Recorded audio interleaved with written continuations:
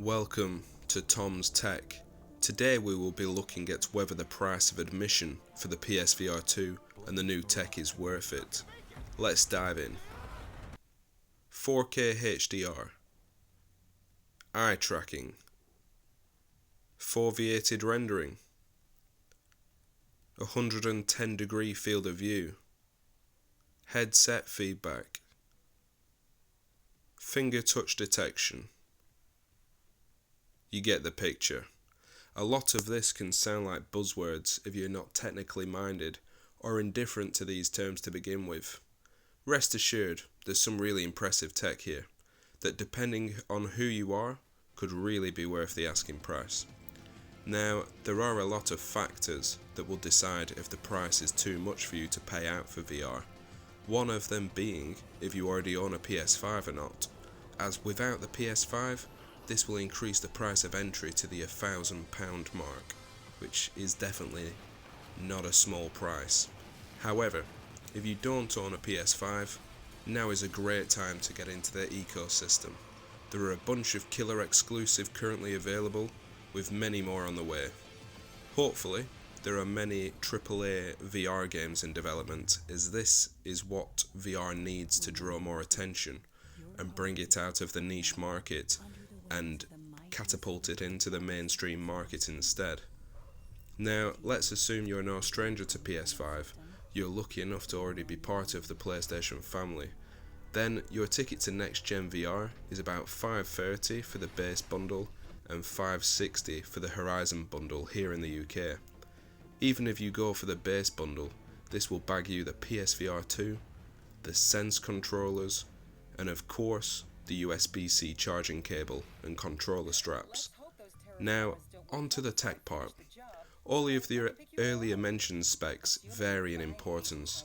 Now, while features like adaptive triggers and headset feedback and finger touch detection sound amazing, I'm pretty sure they will be, they are going to be received differently, as they already have been by different people.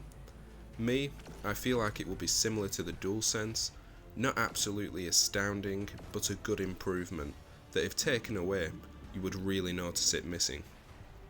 Just to clarify, this isn't me downplaying these features, as I think they're going to add a significant amount to immersion, and I look forward to seeing how they are implemented in different titles.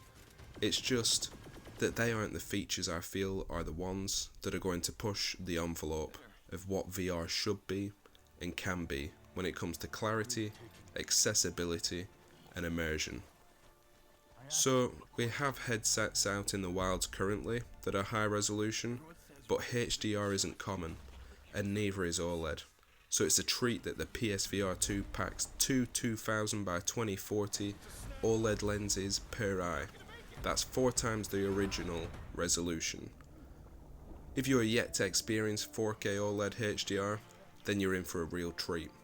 True blacks, crisp whites, and vivid colours are what we can expect to be on show within this beauty. The HDR will increase the range and accuracy of the already vivid image. Now, from CES, there have been a few negative comments on the image side, with some creators mentioning chromatic aberration and mirror artifacts. This isn't a massive deal to the average eye, but with these things, they're always usually present somewhere within VR. If you know what to look for and where to look, and you purposefully look for it, you may find it. I, for one, will be focusing on the game rather than looking for artifacts or blemishes.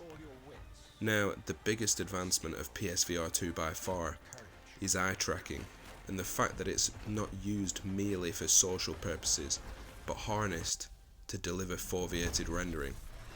Now, the biggest reason to be excited for foveated rendering is that it means less CPU and GPU usage, as the game will push its best detail right to the center of your vision, and your peripheral vision, the resolution and detail will lower. So it's similar how to the eye works in real life. Whatever you focus on is pin sharp, and the rest isn't as focused. In short, this means the PS5 isn't working overtime and turning into a jet engine preparing to take off around your room. It also means prettier, grander games and experiences which in turn allows us VR gamers to have some breathtaking moments. Hopefully this draws in a lot of newcomers to VR gaming. If Sony keep investing in VR, newcomers keep coming, this could trigger a new age of VR gaming as developers go where the money is. And triple VR gaming is what is needed to push the VR space to that mainstream market, instead of just these small experience games we've become used to. VR has evolved so much already. Now the tech is good, the software will hopefully catch up. Now if you're interested in a VR and have PS5 and money to spare, I'd recommend you take the plunge. VR is honestly groundbreaking, and the experience you'll struggle to find something like it with a traditional game. If you don't own a PS5 and you think $1,000 is too much to bear, you can get standalone headsets like the Meta and Pico, but bear in mind they don't offer the high-end experience. If you want close to the PSVR2, then a PSVR is definitely cheaper than a PC VR, which you would need at least £1,000 more, as you will need a PC that can run the tech. Mainly, I'd recommend an RTX 3080 build, which will put you back around £1,500. All in all, my opinion is the PSVR2 is worth the price. Thanks for tuning in today.